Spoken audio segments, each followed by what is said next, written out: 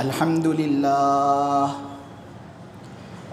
لله نحمده ونستعينه ونستغفره ونؤمن به ونتوكل عليه ونعوذ بالله من شرور أنفسنا ومن سيئات أعمالنا من يهد الله فلا مضل له ومن يضلل فلا هادي له ونشهد أن لا إله إلا الله وحده لا شريك له ونشهد أن سيدنا ومولانا وحبيبنا محمدا عبده ورسوله الحمد لله وكفى والصلاة والسلام على رسوله المصطفى وعلى عباده الذين ارتضى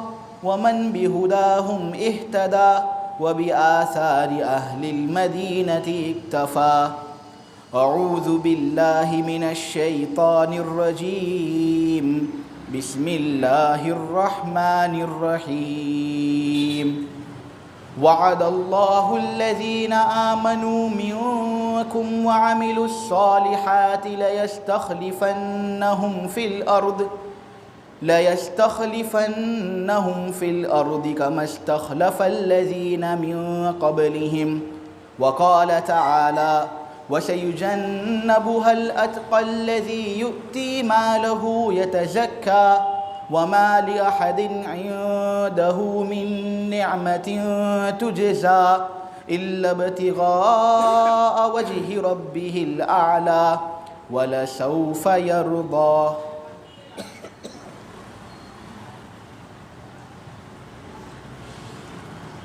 حکیم الامت حضرت مولانا اشرف علی صاحب تھانوی نے اپنی تفسیر کی کتاب کے اندر احکام القرآن کے اندر یہ بات بتائی ہے کہ ایک خلیفہ راشد کس کو کہتے ہیں. اسلام نے بہت زیادہ نیک خلفاء کو دیکھا ہے، جس میں سے ایک حضرت امیر معاویہ رضی اللہ تعالیٰ عنہ بھی تھے، اس میں سے ایک حضرت حسن رضی اللہ تعالیٰ عنہ بھی تھے، ان میں سے ایک حضرت عبداللہ ابن زبیر رضی اللہ تعالیٰ عنہما بھی تھے. اسلام نے کثیر مقدار کے اندر نیک خلیفے دیکھے ہیں، لیکن خلفاء راشد کسے کہتے ہیں؟ جو سب سے زیادہ اعلیٰ، سب سے عمدہ خلیفہ اسلام کے جو سمجھے جاتے تھے.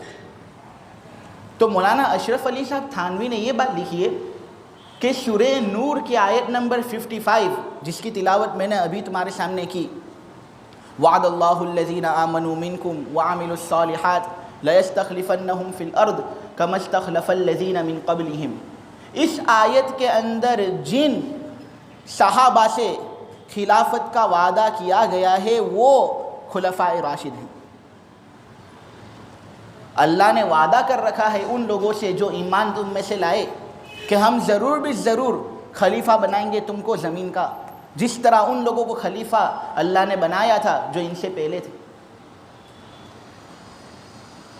مفسرین فرماتے ہیں کہ اس آیت کے اندر دو باتیں ہیں. پہلی بات آمنو، جو لوگ عربی جانتے ہیں انہیں معلوم ہے یہ کہ یہ ماضی کا صیغہ ہے.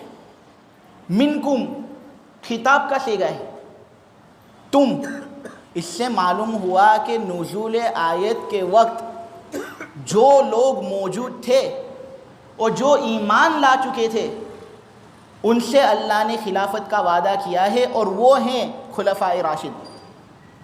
اس وقت چونکہ حضرت ابو بکر، حضرت عمر، حضرت عثمان اور حضرت علی ایمان بھی لا چکے تھے، معلوم ہوا کہ یہ 4 خلفاء راشد ہیں. ان کے علاوہ چونکہ ایمان لائے ہوئے نہیں تھے، حضرت معاویہ نے اس وقت ایمان قبول نہیں کیا تھا، تھے اپنی جگہ پر نیک خلیفہ، لیکن ایمان قبول نہ کرنے کی وجہ سے وہ خلفاء راشد میں سے نہیں. اور حضرت حسن اور حضرت عبداللہ ابن زبیر رضی اللہ تعالی عنہما اس وقت بچے تھے، اور بچے کا ایمان بالغ ہونے تک معتبر نہیں، اس وجہ سے وہ اس آیت کے اندر مراد نہیں. معلوم ہوا اس آیت میں جن لوگوں سے خلافت کا وعدہ کیا گیا وہ ہے خلفائے راشد اور وہ خلافت کا وعدہ 4 لوگوں سے کیا گیا۔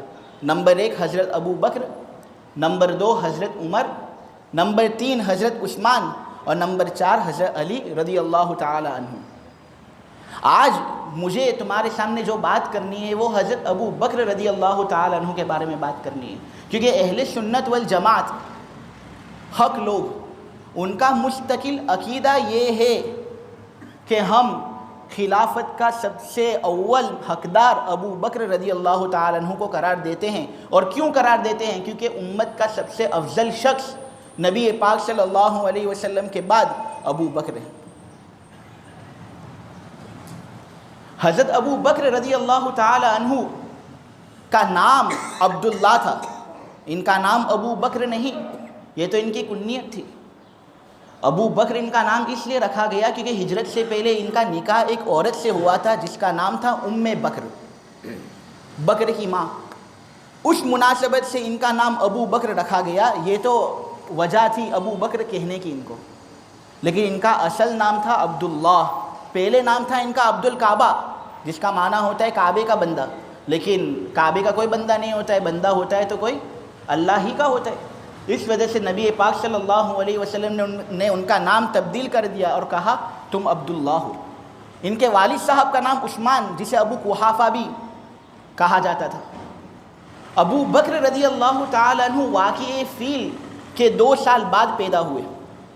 جب ہاتھی لوگ مکہ پر چڑھائی کرنے کے لیے آئے تھے تو اللہ تبارک و تعالی نے ابابیل بھیجے تھے، تو یہ واقعہ فیل کہلاتا ہے۔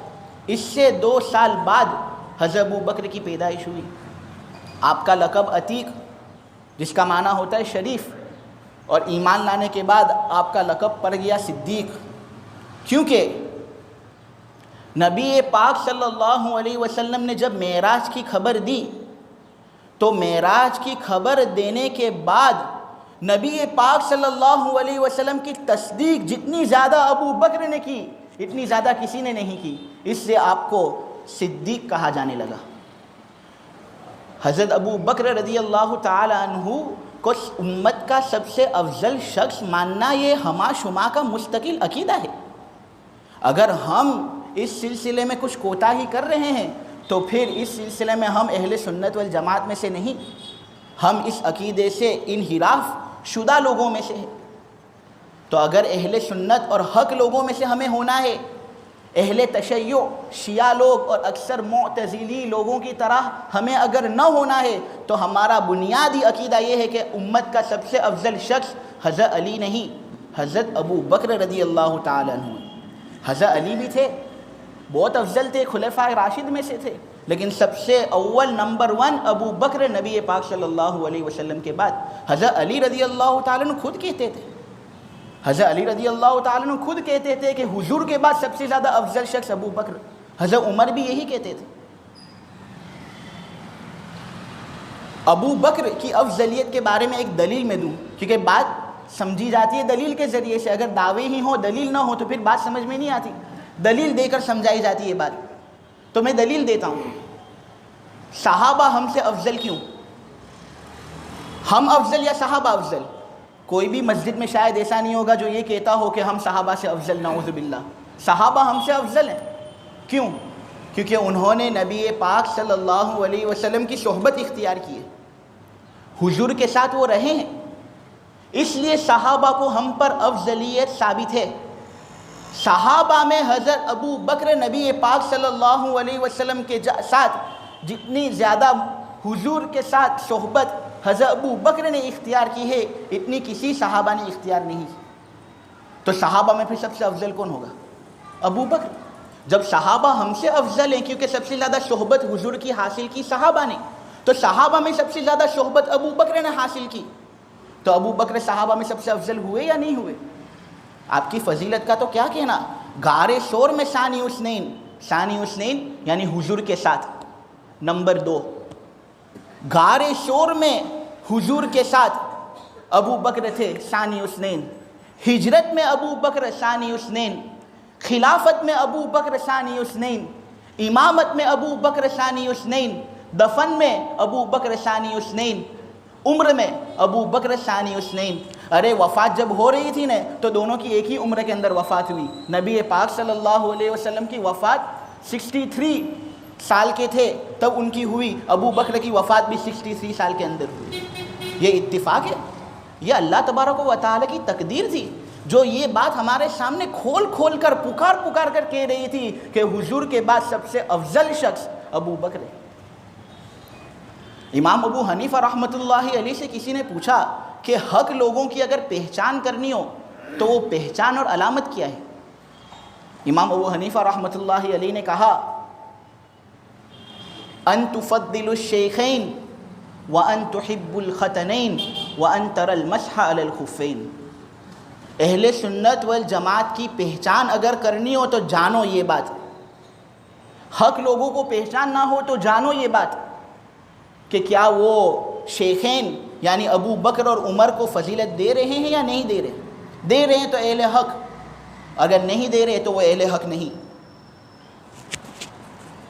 اسی طرح یہ دیکھو کہ دونوں حضور کے داماد، حضور کے جو دونوں داماد تھے ان میں سے ایک داماد حضور کے حضرت علی اور ایک داماد حضور کے حضرت عثمان. ان دونوں دامادوں میں سے اگر اہل سنت والجماعت محبت کرتے ہیں تو یہ اس فرقے کے اندر داخل، ورنہ وہ داخل نہیں. خلاصہ یہ ہے کہ ابو بکر کو فضیلت کا حقدار سمجھنا بلکہ افضلیت کا حقدار سمجھنا یہ ہما شما کا مستقل عقیدہ ہے.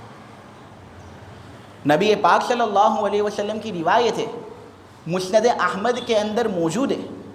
مسند احمد کے اندر نبی پاک صلی اللہ علیہ وسلم نے کہا ما نفعنی مال قط ما نفع مال ابی بکر. ارے کسی کے مال نے مجھے نفع نہیں پہنچایا. میں اللہ کا پیغمبر ہوں، اللہ کا رسول ہوں. کسی کے مال کے اندر وہ سکت اور طاقت نہیں کہ وہ مجھے نفع پہنچا سکے. ہاں لیکن یہ ابو بکر ہے نا، اس کے مال نے مجھے جو نفع پہنچایا اتنا زیادہ کسی کے مال نے مجھے نفع نہیں پہنچایا. الابانۃ الکبریٰ ابن بطہ کی کتاب ہے، اس کے اندر بات یہ ہے کہ حضور اور ابو بکر کے درمیان اتنی بے تکلفی تھی کہ حضور ابو بکر کے مال کو خرچ کرتے تھے جیسا کہ اپنے مال کو خرچ کر رہے ہو. یہ بے تکلفی. ارے جس کا صحابہ ہونا قرآن نے کہا ہو وہ صحابی سب سے افضل نہیں ہوگا تو اور کیا ہوگا؟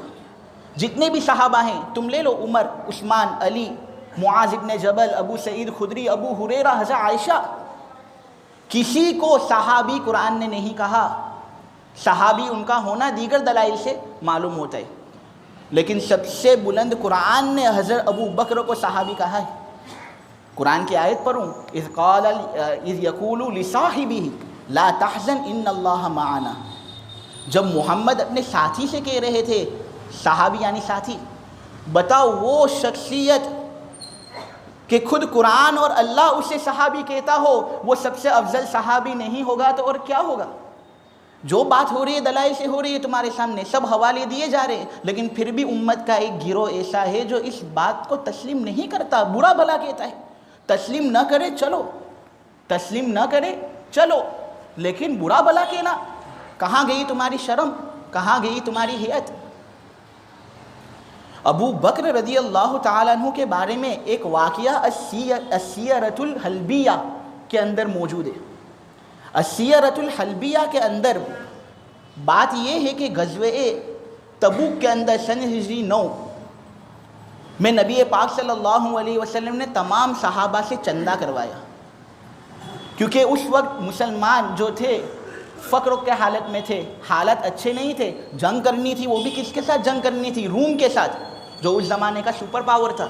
تو نبی پاک صلی اللہ علیہ وسلم پرجوش تقاریر سب کے سامنے کر رہے تھے کہ بھائی اللہ کے راستے میں خرچ کرو، اللہ کے راستے میں خرچ کرو، اللہ تمہاری آخرت بنا دے گا. تو یہ اعلان ہو رہے تھے یہ اعلان کہ حضرت عثمان آئے. اتنا زیادہ مال لے کر حضرت عثمان آئے کہ حضور کے قدموں پر جب وہ مال رکھا تو حضور سکے گنتے جا رہے تھے اور حضرت عثمان کو خوشخبریاں دیتے جا رہے تھے کہ اے عثمان تو نے اپنے اوپر جنت کو واجب کر دیا. تو نے آج ایسی نیکی کی ہے کہ اگر اس کے بعد عثمان کوئی نیکی نہ کرے تب بھی عثمان جنت میں جائے گا. حضور اتنے زیادہ خوش ہو گئے تھے. دیگر تمام صحابہ بھی جوش میں آ گئے کہ ہمیں بھی خرچ کرنا ہے اللہ کے راستے میں تاکہ ہم بھی فضیلت کے حقدار ہوں۔ حضرت عمر نے حضرت ابو بکر کو دیکھا۔ یہ بات تفسیر بغوی کے اندر موجود ہے، ابن کثیر نے بھی یہ بات بیان کی ہے اور امام قرطبی نے بھی یہ بات بیان کی ہے۔ ابو بکر کی طرف دیکھا حضرت عمر نے اور کہا کہ ابھی تو ابو بکر کا مال کم ہے، ابو بکر کا مال ابھی کم ہے، ابھی فقر و فاقے کی حالت میں ہیں سب، میرے پاس الحمدللہ مال زیادہ ہے، آج میں ابو بکر سے زیادہ مال خرچ کروں گا، اس سے زیادہ افضل ہو جاؤں گا۔ اس طرح وہ گھر دوڑتے ہیں، گھر جاتے ہیں، جتنا مال ہوتا ہے سب کا آدھا کرتے ہیں اور لے آتے ہیں، بڑا گھٹرا نبی پاک صلی اللہ علیہ وسلم کے سامنے حاضر کرتے ہیں۔ ایک طرف حضرت عمر رضی اللہ تعالیٰ عنہ اتنا زیادہ مال لے کر آتے ہیں کہ اپنے گھر میں جتنا مال تھا سب کا آدھا لے کر آتے ہیں، اور دوسری طرف حضرت ابو بکر ان کے مقابلے میں کم مال لے کر آتے ہیں۔ حضرت عمر نے سوچا آج میں سبقت لے گیا ان سے، آج میں ان سے زیادہ افضل ہوں گا، لیکن نبی پاک صلی اللہ علیہ وسلم نے سوال ہی کچھ بدل دیا۔ عامتاً اس موقع پر آدمی کیا سوال کرتا ہے؟ آدمی سوال یہ کرتا ہے کہ کتنا مال لائے ہو، عامتاً یہی، تو پھر حضور یہ پوچھیں گے تو عمر کا مال زیادہ ابو بکر کا مال کم، تو عمر افضل ابو بکر مفضول۔ لیکن نبی پاک صلی اللہ علیہ وسلم اللہ کی رحمتیں اور سلامتی ان پر، انہوں نے سوال ہی بدل دیا پورا۔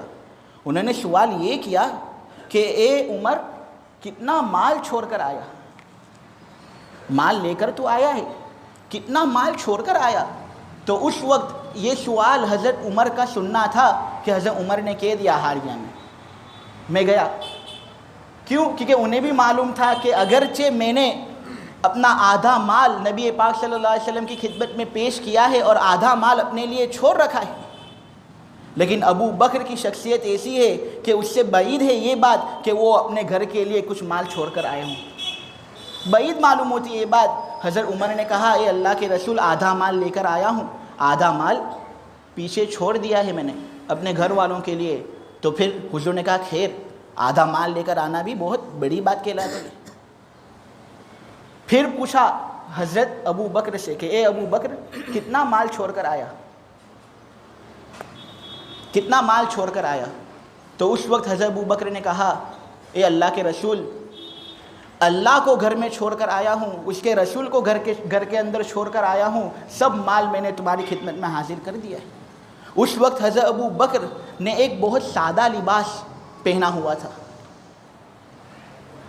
حضرت جبریل آتے ہیں نبی پاک صلی اللہ علیہ وسلم کے پاس، جبریل آتے ہیں اور کہتے ہیں کہ اے نبی ان سے ذرا پوچھو، اللہ پوچھ رہا ہے، ان سے ذرا پوچھو کہ اللہ پوچھ رہا ہے کہ ابو بکر نے اتنا سادہ لباس کیوں پہنا ہے؟ تو حضور نے خود جواب دے دیا اس لیے کہ سارا مال جب اللہ کے راستے میں ابو بکر نے خرچ کر دیا ہے تو اس کو یہ بھی گوارا نہیں کہ وہ کوئی عمدہ لباس اپنے لیے چھوڑے رکھے، اس لیے ابو بکر نے بالکل سادہ لباس پہنا ہے۔ جبریل جاتے ہیں، آتے ہیں اور کہتے ہیں نبی پاک صلی اللہ علیہ وسلم سے کہ اے نبی آپ ابو بکر سے پوچھو کہ اللہ اولاً تو ان کو سلام پیش کرتا ہے، سلام پیش کرنے کے بعد یہ پوچھ رہا ہے اللہ کہ اے ابو بکر کیا تم مجھ سے راضی ہے؟ اے ابو بکر کیا تم مجھ سے راضی ہے؟ حضرت ابو بکر رضی اللہ تعالی عنہ نے جب یہ باتیں سنی تو چیخیں مار کر رونے لگے، چیخیں مار کر رونے لگے اور کہا اے اللہ کے رسول، وہ ذات تو ایسی ہے کہ بندہ مارا مارا پھرتا ہے، دن کے اندر 5 وقت نماز ادا کرتا ہے، سجدے کے اندر کثیر مقدار میں جاتا ہے، مال خرچ کرتا ہے، جہاد کرتا ہے، اپنی جان لوٹاتا ہے، مال لوٹاتا ہے، اس کو راضی کرنے کے لیے میں کون کہ اللہ یہ پوچھ رہا ہے مجھ سے کہ کیا ابو بکر مجھ سے راضی؟ میں راضی ہوں، راضی ہوں، راضی ہوں۔ یہ واقعہ بغوی نے نقل کیا ہے۔ یہ حضرت ابو بکر رضی اللہ تعالیٰ عنہ کا مقام مجھے تمہارے سامنے بیان کرنا تھا، لیکن افسوس کہ آج امت کا ایک گروہ ایسا ہے، امت کے اندر ایک جماعت ایسی ہے جو چلو افضلیت کو تو نہیں مانتی، افضلیت کو تو نہیں مانتی، برا بھلا کہتی ہے۔ اللہ ہماری حفاظت کرے۔ حضرت ابو بکر رضی اللہ تعالی عنہ،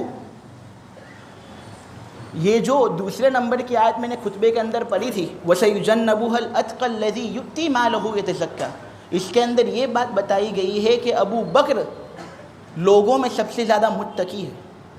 یہی بات سورہ حجرات کی ایک آیت کے اندر اللہ تبارک و تعالیٰ نے کہی إِنَّ أَكْرَمَكُمْ عِنْدَ اللَّهِ أَتْقَاكُمْ، اللہ کے یہاں تم میں سب سے زیادہ معزز وہ شخص ہے جو سب سے زیادہ متقی ہو۔